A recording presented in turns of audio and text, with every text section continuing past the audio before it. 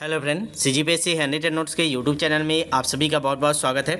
चलिएगा, सामाजिक अध्ययन का क्लास नंबर 11वां लेके आ गए हैं। आप सभी को पता है कि हमारे द्वारा शिक्षक, सहायक शिक्षक, CG टेट और छात्र शिक्षक, इन चारों की बेहतर एकदम शानदार रणनीति से special target wise, topic wise test series के माध्यम से आपकी तैयारी करवाई जा रही है। और हमारा बैच आज से लेकर जब तक आपका पेपर नहीं होगा तब तक के लिए रहता है, ठीक है। तो अभी CG टेट का एग्ज़ाम है, तो उसी को ध्यान में रखते हुए जल्दी जल्दी क्लास कराने की कोशिश कर रहे हैं, जो जो इंपॉर्टेंट फैक्ट है, ठीक है। और साइंस का भी क्लास स्टार्ट होने वाला है, 1-2 दिन में हो जाएगा। और तब तक आज सूफी आंदोलन कंप्लीट करना था। हम लोग ने इकाई नंबर 4 स्टार्ट किया है, ठीक है। 2 क्लास हो चुके हैं, भक्ति आंदोलन पे 2 क्लास बन चुकी है भक्ति आंदोलन की। आज सूफी आंदोलन को ख़त्म करने की पूरा टारगेट है। सूफी आंदोलन का क्लास नंबर पहला है, ठीक है। तो अंतिम तक देखा करें। जिन लोग भी जुड़ रहे हैं डेली, उन लोग एक भी क्लास मिस मत करें, ताकि आपका नोट्स शानदार बने। नोट्स बना ही लीजिएगा, बोल रहा हूँ, इतना अच्छा कलेक्शन है पूरे शानदार जो आपके पेपर को कवर करेगा, ठीक है। और जिन लोग भी यूट्यूब में देख रहे हैं, अभी तक हमसे नहीं जुड़े हैं, देख लीजिएगा। 75 83 86 44 61। बार बार पछतावे से बेहतर इस बार जी जान लगा के तैयारी हमारे साथ कर ली जाए, ठीक है। लास्ट टाइम अगर आप छूट गए हैं तो इस बार वैसा रिस्क मत लीजिए, क्योंकि आप कहीं से भी तैयारी कर रहे हैं, जो भी पढ़ रहे हैं उसको चेक करना मोस्ट इम्पॉर्टेंट है। आप किसी भी टॉपिक को घर में पढ़ रहे हैं, यूट्यूब से कहीं से भी पढ़ रहे हैं, उसके बाद आप जो पढ़े हैं वो आपके CG टेट लेवल पे, CG शिक्षक भर्ती लेवल के लिए इम्पॉर्टेंट है कि नहीं, आप जो पढ़े उससे क्वेश्चन बन पा रहे हैं कि नहीं, ये चेक करना जरूरी है समय रहते, ताकि आप उसमें सुधार कर पाएँ और लास्ट में जो 2-4 नंबर से चूक जाते हैं सिलेक्शन, उससे बच जाए, ठीक है। इकाई नंबर 4 हम लोग कर रहे हैं, 3 हम लोग ने कंप्लीट कर लिया है, ठीक है। भक्ति और सूफी आंदोलन, भक्ति आंदोलन भी कंप्लीट कर लिया, सूफी आंदोलन बचा हुआ है, तो चलिए उसको आज कंप्लीट कर लेते हैं। और नोट्स जिन लोग नहीं बना रहे बना लीजिएगा, मैं बार बार बोल रहा हूँ, ठीक है। और देख लीजिएगा, कोई ज़्यादा फीस नहीं है। लाखों रुपए खर्चा करके डीएड वेट किए हो तो एक बार और छोटा सा इन्वेस्टमेंट कर दीजिए पेपर तक के लिए। छत्तीसगढ़ का सबसे बेस्ट ये एक प्लेटफॉर्म है, जो आपको हम लोग सब चीज़ प्रोवाइड करा रहे हैं। ओपन चैलेंज, आप इससे बेहतर प्लेटफॉर्म को नहीं मिलेगा। सहायक शिक्षक 699, शिक्षक 799 और सहायक शिक्षक 1299। केवल एक बार आपको पैसा देना है रजिस्ट्रेशन के लिए, फिर आपका अनलिमिटेड जब तक पेपर नहीं होगा पूरी जवाबदारी के साथ आपकी तैयारी करवाई जाती है। आप जो भी बोलेंगे वो सब चीज़ प्रोवाइड करवा रहे हैं हम लोग, ठीक है। लास्ट टाइम इसी रणनीति पर 200+ चयन हुआ था, इस बार का टारगेट बहुत बड़ा है, ठीक है। तो हम लोग ने धार्मिक आंदोलन चालू किया था, ये आपको पता है कि मध्यकाल के दौरान चालू हुआ था। 2 हिस्सों में चला था, एक भक्ति आंदोलन, एक सूफी आंदोलन। भक्ति आंदोलन के बारे में पूरा डिटेल पढ़ चुके हैं, शंकराचार्य ने स्टार्ट किया था, ठीक है। दक्षिण भारत में सबसे पहले स्टार्ट हुआ था, फिर उसको उत्तर भारत लेके गए, ठीक है। कौन कौन से स्थापना हुए, कौन कौन से दर्शन, कौन कौन से प्रतिपादन हुए, सबको आपको याद करवा चुका हूँ बहुत अच्छे से। 2 क्लास आप लोगों ने देखा होगा तो आपको पूरा कंप्लीट होगा। नहीं देखे होंगे प्लेलिस्ट में जाइएगा, सामाजिक अध्ययन करके प्लेलिस्ट बना हुआ है, 10 क्लास अपलोड है, 1 से 10 तक पूरा कंप्लीट देख के नोट्स बना लीजिएगा। अभी तक के शिक्षक भर्ती के डेडिकेटेड क्लास आपको यूट्यूब में नहीं मिलेगा, जो आपको शुरू से अंत तक पूरा सिलेबस को कवर करा दे, ठीक है। बाकी लोग क्या करते हैं, बीच बीच के 1-2 वीडियो डाल देते हैं कहीं से भी उठा के, फिर बोलते हैं अगर आपको पूरा चाहिए तो पेड कोर्स भी साल लीजिए, ठीक है। तो इस चीज़ से बचिएगा, चलेगा। तो आज हम लोग स्टार्ट करें सूफी आंदोलन, सूफी मूवमेंट। देखिएगा, आप सूफी भक्ति आंदोलन को पूरा समझ लिए, अब सूफी आंदोलन को समझना पड़ेगा। सूफी आंदोलन इस्लाम के रहस्यवादी और समन्वयवादी दर्शन की अभिव्यक्ति है। तो देखिए, इस्लाम के रहस्यवादी और समन्वयवादी दर्शन के अभिव्यक्ति मतलब इस्लाम से संबंधित था। जो भक्ति आंदोलन पढ़े वो हिंदू धर्म से संबंधित था, सूफी आंदोलन आपके इस्लाम से संबंधित है ना, इस चीज़ को थोड़ा सा क्लियर कीजिएगा। इसमें इस्लाम के बाह्य स्वरूप अथवा क्रियाकलापों पर बल नहीं दिया जाता, ठीक है। इसमें इस्लाम के जो बाहरी स्वरूप है अथवा क्रियाकलापों पर बल नहीं दिया जाता, अपितु आंतरिक प्रेरणा, सदाचार, मानवता, ईश्वर के प्रति प्रेम आदि पर बल दिया जाता है। बोलते क्या, बाहरी दिखावा मत कीजिए, बाहरी क्रियाकलाप मत कीजिए, आप अपने अंदर जो प्रेरणा उसको जगाइए, सदाचार की भावना लाइए, मानवता की भावना जागृत कीजिए, ईश्वर के प्रति प्रेम पर बल दीजिए। वे संगीत और उपदेशों के जरिए आध्यात्मिकता का प्रचार करते थे। तो जो सूफी आंदोलन वाले संत थे वो संगीत और उपदेश के माध्यम से लोगों में आध्यात्मिकता का प्रचार करते थे। उन्होंने पीरी मुरीद परंपरा का आरंभ किया। ये नया चीज़ याद रखिएगा, सूफी आंदोलन ने किस परंपरा का आरंभ किया, ये पूछ सकता है आपका ऑप्शन में रहेंगे पीरी मुरीदी, ठीक है। उच्चारण देख लीजिएगा, पीरी मुरीदी, ठीक है, पीरी और मुरीदी। तो ऐसे आप जो भी पढ़ते हो उसका क्वेश्चन बना कर पढ़ने की कोशिश कीजिएगा, तभी आपकी तैयारी सबसे बेस्ट होती है। आप 4 लाइन भी पढ़ो तो उसमें 4 क्वेश्चन आपको निकालने की क्षमता आनी चाहिए। यही हमारी पूरी टीम करती है। हम लोग हर थ्योरी के जितने भी बुक कंटेन है उपलब्ध है, सभी के जितने भी क्वेश्चन बन सकते सभी क्वेश्चन निकाल के आपको टेस्ट सीरीज के माध्यम से प्रोवाइड करा रहे हैं, ताकि आप हर क्वेश्चनों से रूबरू होने की कोशिश करवा रहे हैं। ये नहीं बोलते कि यही क्वेश्चन आएगा, लेकिन इतना कोशिश है कि इतने सारे क्वेश्चनों से रूबरू करा देंगे कि आपका दिमाग खेलने लगेगा। ठीक है, चलेगा। सूफियों का मठ खानका कहलाता था। तो याद रखिएगा, ये पूछता है सूफियों का जो मठ होता था उसको क्या कहा जाता है? खानका। यहाँ धार्मिक सभाओं का आयोजन होता था। जो खानका बने होते थे वहाँ धार्मिक सभाओं का आयोजन होता था। संघ को वस्ल और उनकी कब्र को दरगाह कहते थे। जो संघ बनता था उसको वस्ल बोलते थे, और जो इनकी कब्र बनती है, ठीक है, मुसलमानों को उसको दरगाह बोलते हैं। ठीक है, ये छोटे छोटे कुछ शब्दावली हैं जिनके आपको अर्थ पता होने चाहिए। कभी भी कुछ भी पूछ सकता है, अब कोई रिस्क नहीं लेना। आपको पता है छत्तीसगढ़ का लेवल भी हाई हो चुका है, इसीलिए मैं ऐसा कोशिश कर रहा हूँ अपने 100% देने का कि हर थ्योरी का हर बेस्ट कंटेंट के साथ आपको हर चीज़ कवर कराऊँ। यहाँ कवर करा हूँ, इसका टेस्ट में जितने क्वेश्चन बन सकते हैं सभी को मैं कवर कराता हूँ। तो आपको टेस्ट जरूर दिलाना है, एक भी टेस्ट मिस नहीं करना है। ठीक है। अबू फजल की रचना अकबरनामा। तो यहाँ से एक क्वेश्चन बनेगा, अकबरनामा किसकी रचना है? तो अबुल फजल की है। में 14 सूफी सिलसिलों का वर्णन है। कितने सिलसिले हैं? 14, जिसमें 4 सिलसिले भारत में काफ़ी लोकप्रिय हुए। देखिए, पूरे वर्ल्ड की बात करेगा, पूरे विश्व की बात करेगा तो सूफी आंदोलन के अंतर्गत 14 सूफी सिलसिले हैं। उन 14 सूफी सिलसिलों में से 4 सिलसिले भारत में काफ़ी लोकप्रिय हुए थे। उन चारों को तो हमको बहुत अच्छे से करना है, क्योंकि इन्हीं से रिलेटेड क्वेश्चन आपके पूछे जाएंगे। ठीक है, तो एकदम यहाँ तक नोट्स बनाते जाइएगा, एक एक पॉइंट आपके लिए इम्पोर्टेंट है। इन 4 सूफी सिलसिले, ठीक है, सूफी ऑर्डर्स को हम लोग चलिए याद करते हैं। ठीक है, आप लोग ने सुना होगा इसके बारे में। ठीक है, ये 4 सिलसिले कौन से हैं? तो पहला आप चिश्ती सिलसिला, ठीक है, सूफी सिलसिले में पहला है चिश्ती सिलसिला, दूसरा है सुहरावर्दी सिलसिला, तीसरा है कादिरिया सिलसिला, और चौथा है नक्शबंदी सिलसिला। तो ये चारों आपको बहुत अच्छे से याद होने चाहिए। सूफी सिलसिले के चिश्ती सिलसिला, सुहरावर्दी सिलसिला, कादिरिया सिलसिला, नक्शबंदी सिलसिला। पहले तो इन चारों को आप एकदम दिमाग में बैठा लीजिए, क्योंकि पूछ देगा 14 सूफी सिलसिलों में कौन सा भारत में काफ़ी लोकप्रिय है या कौन सा इनमें से नहीं था। तो ये 4 ऑप्शन में रहेंगे। एक एक्स्ट्रा रहेगा, ठीक है, 3 दे देगा, या एक एक्स्ट्रा रहेगा, या एक दे देगा, 3 अलग रहेगा। तो कुछ भी प्रकार से पूछ सकता है। ये चारों को एकदम याद रखो, चिश्ती सिलसिला, सुहरावर्दी सिलसिला, कादिरिया सिलसिला और नक्शबंदी सिलसिला। ये 4 सिलसिला आपके भारत में प्रसिद्ध थे। अब इन्हीं चारों सिलसिला को डिटेल से पढ़ना है। ठीक है, इन्हीं से क्वेश्चन बनना है। तो नोट करते जाइएगा, आप लोग क्लास के बाद नोट्स जरूर बना लीजिएगा। सबसे पहले हम लोग देखते हैं चिश्ती सिलसिला। अब देखते हैं इसके बारे में क्या क्वेश्चन बन सकते हैं। तो सबसे पहले बनेगा, भाई संस्थापक कौन है, कौन इसको लाया, कौन स्थापना किया? तो चिश्ती सिलसिले के संस्थापक कौन है? अबू अब्दाल चिश्ती थे।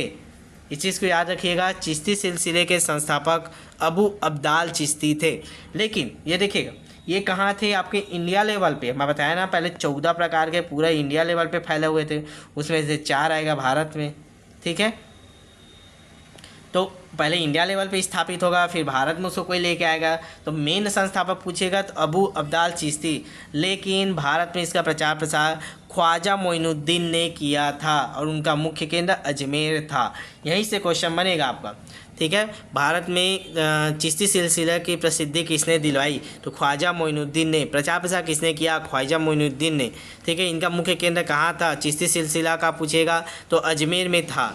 ठीक है, और डायरेक्ट संस्थापक पूछेगा तो अबू अब्दाल चिश्ती। इतने सारे क्वेश्चन इससे 4 लाइन से बन रहे हैं। ठीक है, आगे देखते हैं। इस सिलसिले के संत गरीबीपूर्ण जीवन यापन करते थे तथा राज्य के संरक्षण को स्वीकार नहीं करते थे। इस चीज़ को ध्यान रखिएगा, जो चिश्ती सिलसिले के संत थे वो राज्य के द्वारा जो भी सुविधाएं उनको दी जाती उनको स्वीकार नहीं करते। बोलते थे कि हम ऐसे ही मांग के खा के अपने हिसाब से गरीबीपूर्ण जीवन यापन करके अपने सिलसिले को चलाएंगे। ये किसी प्रकार के संरक्षण नहीं लेते थे। ठीक है, तो इसको याद रखिएगा, चिश्ती सिलसिले के संत गरीबीपूर्ण जीवन यापन करते थे तथा राज्य के संरक्षण को स्वीकार नहीं करते थे। चिश्ती संत खानकाहों में संगीत को महत्व देते थे। इनकी संगीत सभा समा कहलाती थी। तो ये पूछता है समा क्या है? तो जो इन लोग जो संगीत के माध्यम से प्रचार प्रसार करते थे, अपने जो अवधारणाएं हैं, जो विचार हैं, उसको लोगों तक पहुंचाते थे। तो जो सभाएं लगती थी संगीत के लिए, उसी को समा कहा जाता था। तो ये ध्यान रखिएगा। और यही समा से आगे चल के कव्वाली का विकास हुआ। जो भी मुसलमानों में होता है कव्वाली की परंपरा है ना, जो बैठ के गाते हैं, कई जगह मेला ठेला भी का आयोजन होता है कव्वाली का, तो यहीं से आया है। संगीत सभा से ही ये कव्वाली का विकास हुआ है। ठीक है, तो इस चीज़ों को इनको बहुत अच्छे से याद करके रखिएगा। चिश्ती संत खानकाहों में संगीत को महत्व देते थे और इनकी संगीत सभा को समा कहलाते थे, और यही समा से आगे चल के कव्वाली का विकास हुआ है। ठीक है, चलिएगा। अब देख लिए हम लोग क्या था चिश्ती संप्रदाय, किसने स्थापना किया, कहाँ इनका क्या था केंद्र था, अजमेर में था ना चिश्ती सिलसिले का। और ये कैसे प्रचार प्रसार करते थे, संगीत के माध्यम से। संगीत सभा आयोजन होता है जिसको समा कहते थे। उसी समा से बाद में कव्वाली का विकास हुआ। सब चीज़ देख लिए। अब जैसे हम लोग भक्ति आंदोलन में एक एक संत को कंप्लीट किए थे, वैसे ही हम लोग चिश्ती संप्रदाय के प्रमुख संत को कंप्लीट करेंगे। ठीक है जी, तो चलेगा। सबसे पहले तो हम लोग उसको देखेंगे, ख्वाजा मोइनुद्दीन चिश्ती। ठीक है, इनके बारे में पूरा डिटेल से पढ़ेंगे, क्वेश्चन इनसे बनता है बहुत ज़्यादा। ठीक है, तो सबसे पहला नाम याद रखेंगे, ख्वाजा मोइनुद्दीन चिश्ती। मोहम्मद गौरी ने इनको सुल्तान उल हिंद की उपाधि प्रदान की थी। क्या की उपाधि? सुल्तान उल हिंद की उपाधि प्रदान की थी। ठीक है, ख्वाजा मोइनुद्दीन चिश्ती ने। इनकी मृत्यु 1236 में हुई, जिसके बाद अजमेर में दरगाह का निर्माण कराया गया। ठीक है, तो इनकी मृत्यु कब हुई थी? 1236 में हुई थी, जिसके बाद अजमेर में दरगाह का निर्माण कराया गया था। तो इस चीज़ को ध्यान रखिएगा। अजमेर में इनका प्रमुख केंद्र भी था और वहीं इनका दरगाह का निर्माण कराया गया था। दरगाह क्या होता है? इनका जो कब्र होता है उसको दरगाह कहते हैं। इनकी मृत्यु कब हुई थी? 1236 में। स्मरण रहे, मोइनुद्दीन चिश्ती ने पृथ्वीराज चौहान के समय अजमेर को अपना केंद्र बनाया था। पहले पढ़ चुके हम लोग, अजमेर को अपना केंद्र बनाया था, लेकिन किसके समय पूछ सकता है? तो पृथ्वीराज चौहान। ठीक है, इनके समय मोइनुद्दीन चिश्ती ने अजमेर को अपना केंद्र बनाया था। इस चीज़ को ध्यान रखिएगा। जिस भी चीज़ को मैं हाईलाइट कर रहा हूँ उसको आपको भी हाईलाइट करना है। एक हाईलाइटर रखिए, 20 रुपये का आता है, नोट्स बना लीजिए और जिसमें हाईलाइट वाला पॉइंट है तो उसको अलग से और हाईलाइट कर लीजिए, ताकि आप जब रिविज़न करें तो वो पॉइंट आपके दिमाग से एक बार निकले। ठीक है, सामने से गुजरे। और देखिएगा, फिर आगे देखते हैं। तो ये इन्होंने अजमेर को अपना केंद्र बनाया था और मृत्यु तक वहीं बने रहे, इसीलिए अजमेर को मेन केंद्र माना जाता है। सूफी सन ख्वाजा मोइनुद्दीन चिश्ती का उर्स अजमेर शरीफ पर मनाया जाता है। जो उर्स उनका त्यौहार होता है, उर्स मनाते हैं, वो अजमेर शरीफ पर मनाया जाता है। इनके दो प्रमुख शिष्य थे। कौन कौन थे? याद रखिएगा, शिष्यों का नाम भी पूछता है, या इनके गुरु कौन थे करके पूछ देगा, या उनके शिष्य कौन थे, घुमा के कुछ भी पूछ सकता है। तो याद रखिएगा, इनके दो शिष्य थे, शेख हमीमुद्दीन नागौरी और शेख कुतुबुद्दीन बख्तियार काकी। जो आगे चल के इनके बारे में बहुत इंपॉर्टेंट है, शेख कुतुबुद्दीन बख्तियार काकी के बारे में पढ़ना। ठीक है, तो ये दो उनके दोनों शिष्य थे। दोनों के नाम आपको एकदम रटाया होने चाहिए। ठीक है, ख्वाजा मोइनुद्दीन चिश्ती, इसके ऐसे क्या बना लिया करें हाईलाइट पॉइंट में, ख्वाजा मोइनुद्दीन चिश्ती, फिर इसके दो शिष्य। ठीक है, दोनों के नाम ऐसे करके, ठीक है, इंट्रोडक्शन टाइप का बना लिया करें, शॉर्ट नोट्स टाइप का। इनके दो प्रमुख शिष्य कौन थे? शेख हमीमुद्दीन नागौरी और शेख कुतुबुद्दीन बख्तियार काकी। ठीक है, इतना क्लियर हो इनके बारे में आप लोग। ठीक है, ये पूरा स्क्रीनशॉट ले लीजिएगा। ये स्क्रीनशॉट लेने की ज़रूरत नहीं है, एक बार क्लास पूरा देख लीजिए लाइव के साथ, उसके फिर से इसको पॉज करके पूरा नोट्स बना लीजिए। कोई दिक्कत नहीं होना चाहिए नोट्स के बनाने में इसमें। ठीक है, चलिएगा आगे देखते हैं। शेख हमीमुद्दीन नागौरी, अब उनके शिष्य के बारे में देखते हैं। हमीमुद्दीन नागौरी, उच्चारण देख लीजिएगा ना। ठीक है, इनका जन्म दिल्ली में हुआ था और उनका कार्य क्षेत्र नागौर था। ठीक है, इसे नागौरी बोला जाता है, इनका कार्य क्षेत्र नागौर था।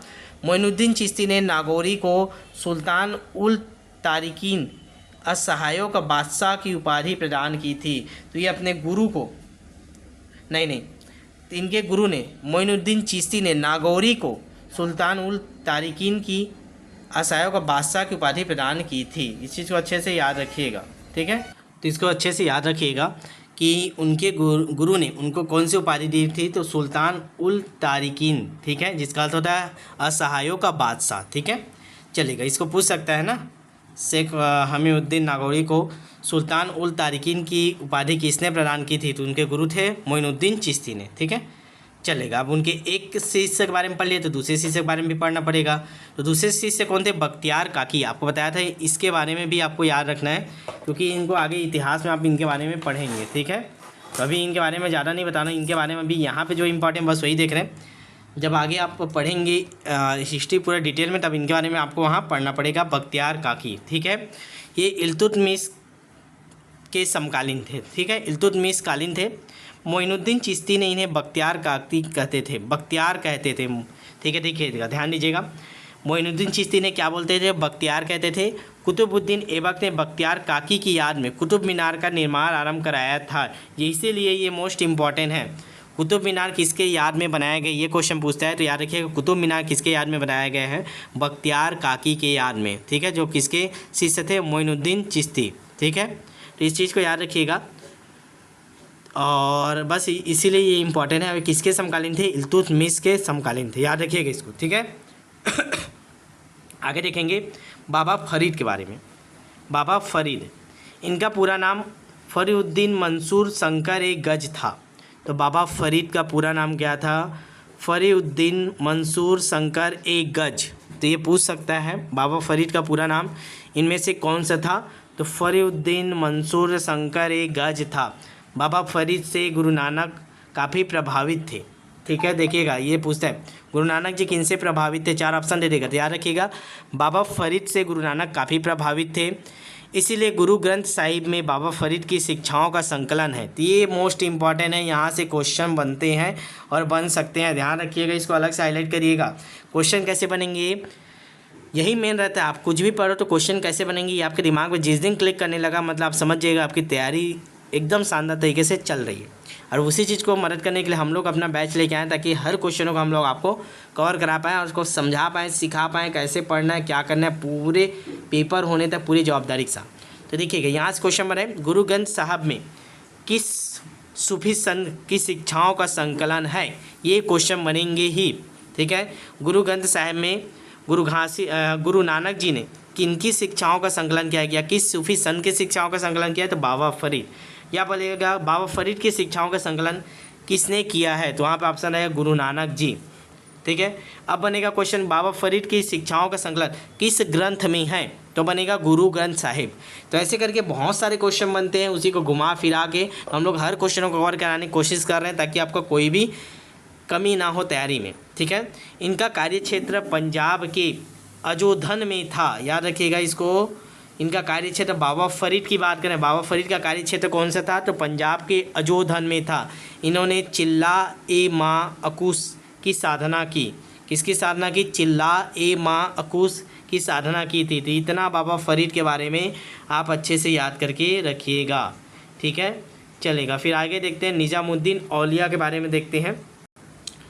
निज़ामुद्दीन औलिया के बारे में देखेंगे तो ये बाबा फरीद के शिष्य, देखिए लाइन से ऐसे देखते आ रहे हैं, उनके शिष्य करके देखते आ रहे हैं। इसको अच्छे से आप लोग एक और बना लीजिएगा, फ्लो चार्ट जैसे बना लीजिएगा मेन, ठीक है। इसके शिष्य ये बाबा फरीद के 2 थे, फिर इसके शिष्य, ऐसे करके पूरा आपका एक पेज में, इसको लास्ट टाइम पूरा नोट्स बनाने के बाद एक पेज में अलग से बना लीजिएगा, फिर आसान हो जाएगा आपको, ठीक है।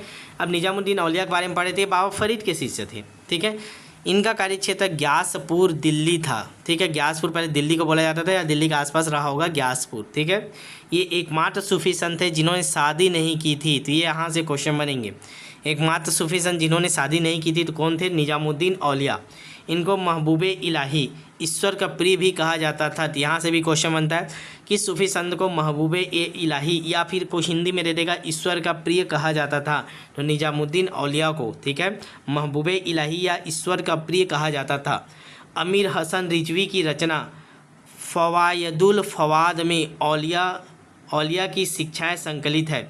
इन्होंने भारतीय योग प्राणायाम को अपनाया था, इसीलिए इन्हें योग सिद्धि भी कहा गया है, ठीक है, याद रखिएगा। इन्होंने भारतीय योग प्राणायाम को भी अपनाया था, देखिए है सूफी संघ, है मुसलमान, लेकिन इन्होंने भारतीय योग प्राणायाम को अपनाया था, इसीलिए इन्हें योग सिद्धि भी कहा गया है।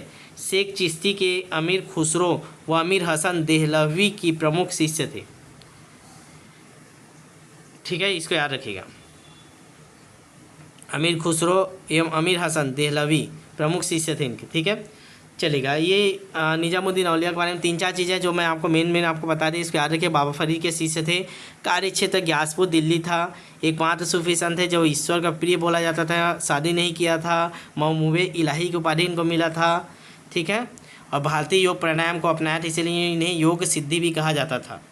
आगे देखते हैं बहरुद्दीन गरीब, ठीक है, इनके बारे में देख लेते हैं। बहरुद्दीन गरीब, इन्होंने दक्षिण भारत में चिश्ती सिलसिले का प्रचार प्रसार किया।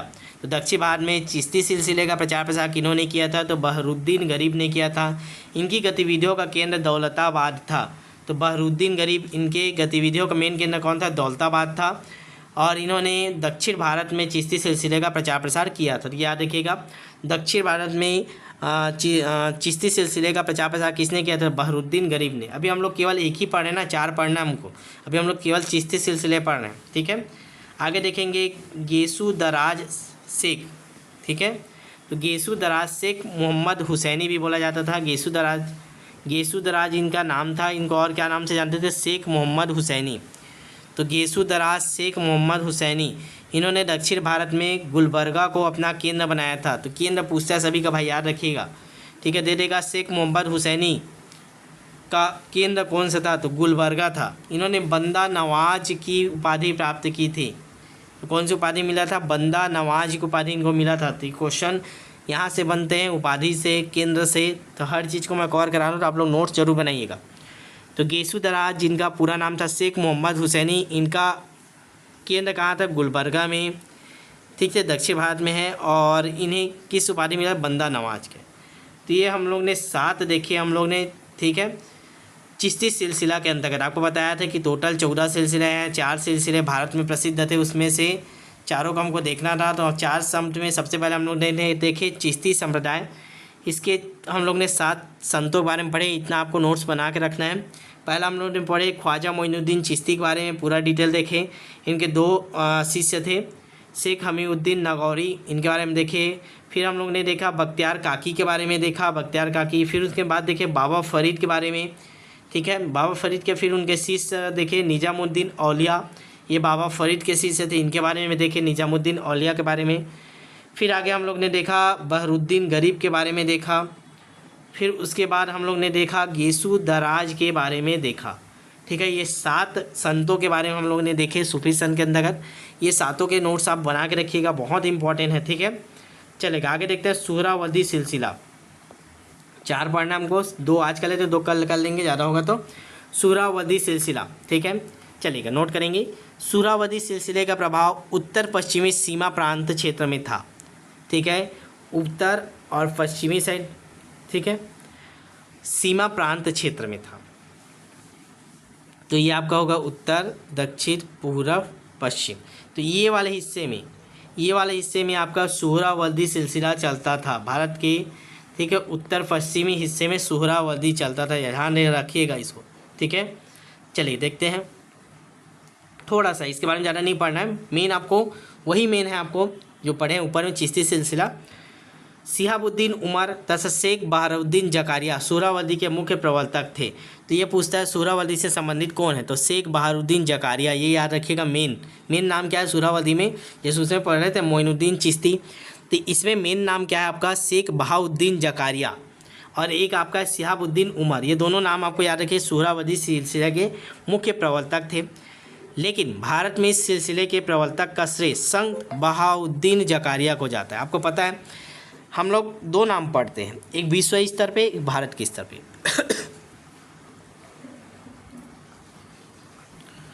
ठीक है। तो इसको याद रखिएगा, शेख शिहाबुद्दीन उमर और शेख बहाउद्दीन जकारिया, ये आपके इंडिया लेवल पे थे। भारत में याद बोलेंगे तो संत शेख बहाउद्दीन जकारिया, ठीक है, ये ध्यान रखिएगा,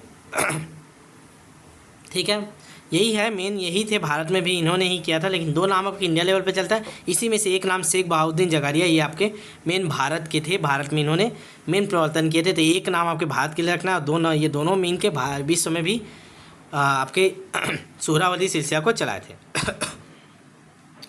एक लाइन और कर लेते हैं। सुहरावर्दी सिलसिले के संतों ने राजनीतिक संरक्षण प्राप्त किया था। आपको पता है कि इससे पहले हम लोगों ने पढ़े चिश्ती सिलसिला, जो राज्य के संरक्षण नहीं लेना चाहते थे, नहीं उन बोले थे कि हम लोग नहीं लेंगे, गरीब पूर्ण जीवन बिताएंगे, लेकिन इन्होंने राजनीतिक संरक्षण प्राप्त किया था तथा वे संपत्ति को आध्यात्मिक विकास में बाधक नहीं मानते थे और ये संपत्ति भी बनाते थे। और वो लोग क्या हैं, जो चिश्ती संप्रदाय वाले, वो आध्यात्मिक विकास में संपत्ति को बाधक मानते थे, इसीलिए वो गरीब पूर्ण जीवन व्यापन करते थे और न ही कोई प्रकार के राज्य का संरक्षण लेते थे, ठीक है। तो आज की क्लास में इतना ही करते हैं, कल थोड़ा सा जो बचा उसको कवर करेंगे। ठीक है। चलिएगा, इतना नोट्स बना लीजिएगा अच्छे से, क्योंकि ज़्यादा मैं नहीं करवा रहा हूँ, क्योंकि नोट्स बना के आपको पढ़ना बहुत जरूरी है। आप ज़्यादा हो जाएगा तो आप बोलेंगे नोट्स ही में 4-5 पेज ही है, इसको कर लीजिएगा। कल लास्ट होगा, फिर नया टॉपिक भी कल स्टार्ट कर लेंगे, ठीक है। ज़्यादा नहीं बचा है, ठीक है। और जिन लोग भी अभी तक हमारे बैच से नहीं जुड़े, मैं अंत में वही चीज़ बोलूँगा, आप एक एक दिन अगर सोचने में विचारने में कर रहे हैं तो आप फिर अपना जीवन का मेन चीज़ खो रहे हैं, ठीक है। सबसे बेस्ट गारंटी के साथ पूरा आप इस हमारे बैच से जुड़ेंगे, आप संतुष्टपूर्ण तैयारी के साथ आगे बढ़ेंगे, ठीक है। क्योंकि लाखों रुपये आप डेढ़ में किए, एक लास्ट अंतिम मौका है, मैं लास्ट बोल रहा हूँ, ध्यान से सुनिएगा।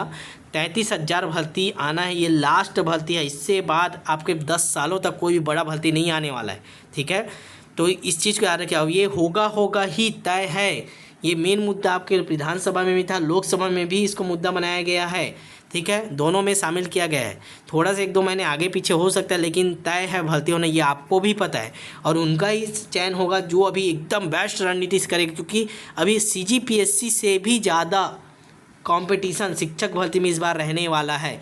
स्पेशली वर्ग 2 में आपका बहुत ज़्यादा कंपटीशन रहेगा। तो इस चीज़ को बहुत ध्यान से सुनिएगा और एक भी दिन समय वेस्ट मत कीजिएगा। मैं समझ नहीं आता, बहुत सारे लोग डेमो लिए हैं, समझें बैच के बारे में, उसके बाद भी रजिस्ट्रेशन अभी तक नहीं करा है। 700-800 ही हुआ है, जबकि अभी तक हमारे 2-3 हज़ार हो जाने थे। तो क्या कर रहे हो आप लोग? इतना समझने के बाद आपको समझ में नहीं आया कि लाखों रुपए खर्चा किए, इतना तो आप प्रैक्टिकल एग्जाम में जाकर फेंक के आ जाते हो कॉलेज में, या किसी लास्ट दिन कॉलेज के लास्ट दिन जाके इतना खर्च कर दिया होगा 4 दोस्तों को लेके।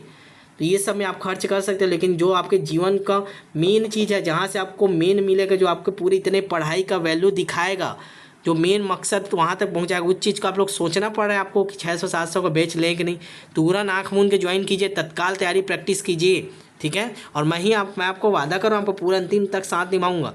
जितनी बार सिलेबस हो उतना बार इतना ज़्यादा क्वेश्चन प्रैक्टिस करवा दूंगा, ठीक है। बाकी लोग आप देखे होंगे 20 टेस्ट 25 टेस्ट बेच रहे हैं, उसके बाद फिर नया बैच चालू कर देते हैं। हमको पैसे से मतलब नहीं, हमको सिलेक्शन चाहिए।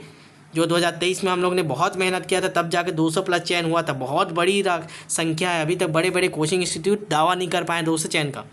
हम आपको पूरे कम्युनिटी पोस्ट में आपको दिख जाएंगे। बहुत सारे लोगों का डाला भी था, बहुत सारा डाला भी नहीं था, हो गया, हमको आगे नेक्स्ट तैयारी करवाना है करके, और लग गए हम लोग उसी दिन से।